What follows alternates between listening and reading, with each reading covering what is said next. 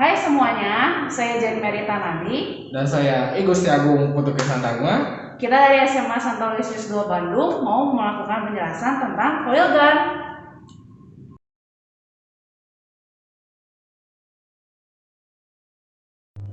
Hai, jadi di sini saya akan menjelaskan tentang apa sih itu coil gun. Jadi coil gun itu sebuah lontang elektromagnetik yang terdiri dari beberapa kumparan atau dari coil yang kawat itu loh.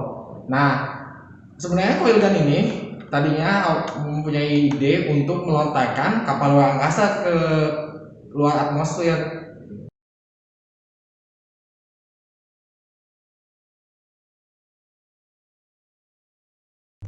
Alat dan bahan yang kita gunakan untuk percobaan pembuatan coil gun kali ini ada kawat tembaga. Kita memakai yang 1 mm, 0,4 mm, dan 0,2 mm.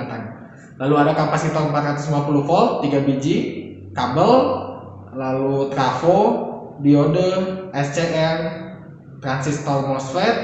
Lalu resistornya kita memakai yang 10 kilo ohm, 1 kilo ohm, dan 100 ohm. PCB bolong, adaptor 12 volt, solder, dan tentu saja timah, lalu Arduino Nano, dan juga kaki untuk menempelkan si Arduino Nano nya.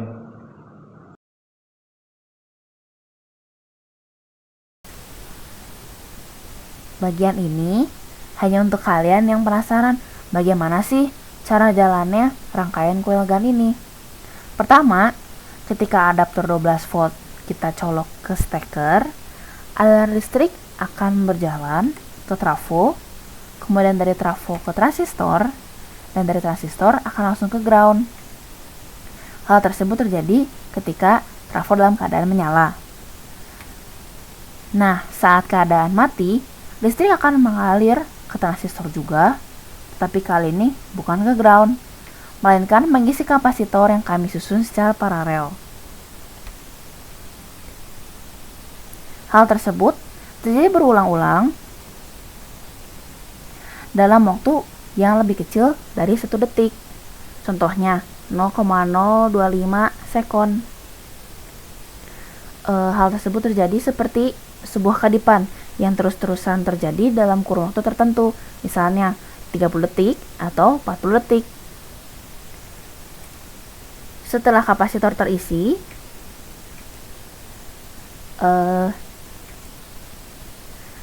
ketika kita menekan pin 12 yang tersambung dengan SCR yang berfungsi sebagai saklar dengan kemampuan menahan tegangan yang sangat tinggi, aliran listrik akan berjalan menuju coil atau kumparan, dan kumparan tembaga tersebut akan menghasilkan medan magnet. Nah, medan magnet itulah yang meluncurkan proyektil kami. Penasaran kan dengan gimana sih cara nembaknya coil gun itu? Simak ya. Ini 5 cm yang pertama.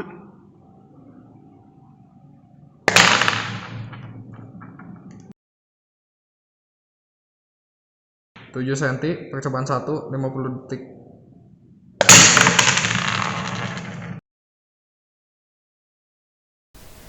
Untuk pengukuran, saya menggunakan aplikasi Audacity yang dapat menerjemahkan suara menjadi gambaran gelombang suara.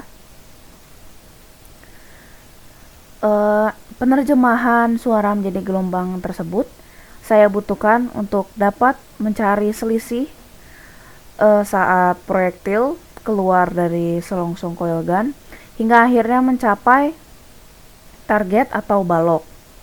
Waktu tersebut dapat kita gunakan untuk menghitung kecepatan setiap proyektil dari setiap percobaan. Langkah pertama yang harus kita lakukan adalah memblok bagian awal proyektil keluar dari selongsong coil gun hingga bagian di mana proyektil menabrak target atau balok. Suara yang dikeluarkan saat proyektil meluncur dari selongsong coil gun adalah suara yang cukup keras, dan juga tentu saja ketika menabrak target, suara tersebut juga akan keras. Maka ketika diterjemahkan melalui Audacity, gambaran gelombangnya memiliki puncak yang tinggi. Maka puncak awal dan puncak akhir akan saya blok dan kemudian saya pastikan akan saya perbesar. Setelah diperbesar dan dipastikan bahwa tidak ada kesalahan, dapat kita lihat bahwa selisih suara saat proyektil keluar dari selongsong coil gun hingga akhirnya mencapai target atau balok adalah 8 milisekund.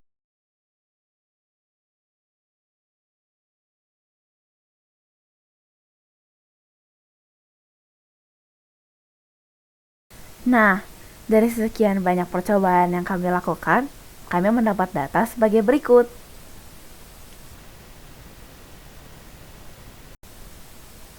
Nah, masuk dari angka-angka yang saya highlight dan saya beri panah adalah contoh data yang saya ambil untuk dijadikan contoh perbandingan.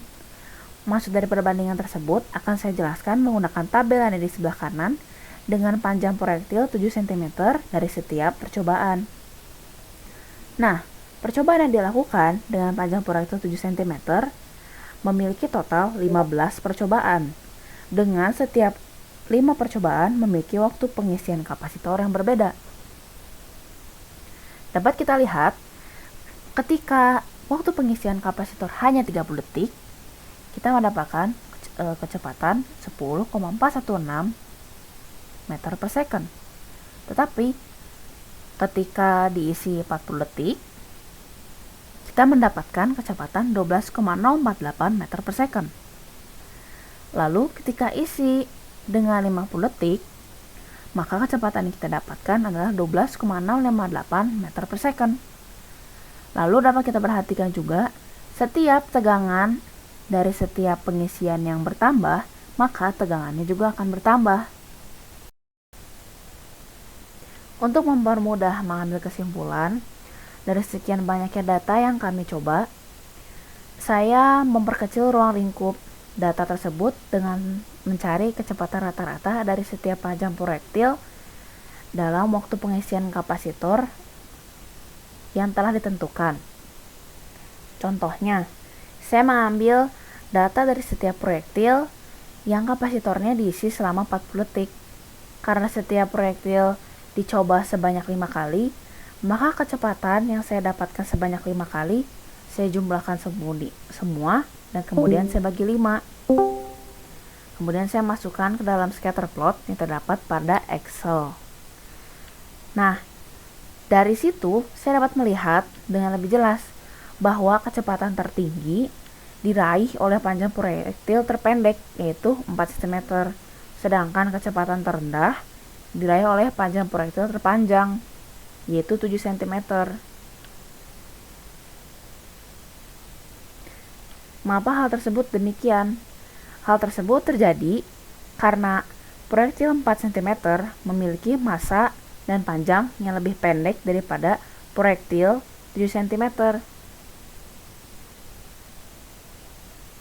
Maka secara tidak langsung massa akan mempengaruhi kecepatan dari proyektil tersebut. Mengapa demikian?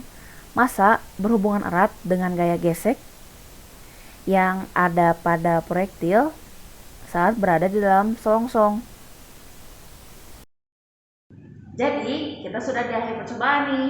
Di akhir percobaan biasanya ada kesimpulan. Nah, saya akan menyampaikan kesimpulannya. Jadi, meskipun banyak data yang kita dapat dengan melakukan banyak sekali percobaan dengan variasi pengisian kapasitor, yaitu 30 detik, 40 detik, dan 50 detik, bisa ditarik kesimpulan bahwa waktu lama pengecasan kapasitor tidak mempengaruhi kecepatan proyektil. Mengapa demikian? Karena setiap kali kita melakukan pengecasan kapasitor, dari percobaan ke percobaan berikutnya pasti ada sisa tegangan di dalam kapasitor, sehingga percobaan yang kedua akan memiliki tegangan yang lebih tinggi meskipun sedikit daripada percobaan sebelumnya. Misalnya, saya beri contoh. Percobaan pertama saya mengisi kapasitor selama 30 detik dan saya mendapatkan 360 volt. kemudian saya tembakkan proyektilnya. Setelah itu, untuk melakukan percobaan kedua, saya mengecas dengan waktu yang sama. Tapi tegangan yang saya dapat adalah 365 volt. Itu berarti ada sisa di dalam kapasitor yang tidak akan pernah nol. Meskipun dari percobaan ke percobaan berikutnya tegangan akan terus bertambah, hal tersebut tidak mempengaruhi kecepatan proyektil. Malah yang mempengaruhi kecepatan proyektil adalah berat dan panjang proyektil itu sendiri. Nah, itu dia guys kesimpulannya. Terima kasih telah menonton video kami. Maaf jika ada kata yang kurang menyenangkan hati atau salah kata. Dan jika Anda ingin mencobanya di rumah, bisa Anda lakukan, tetapi ingat, ini merupakan percobaan yang bertegangan tinggi, maka jangan lakukan sendiri. Lakukanlah dengan pendamping yang sudah mengenal listrik. Terima kasih semua. Terima kasih, dadah.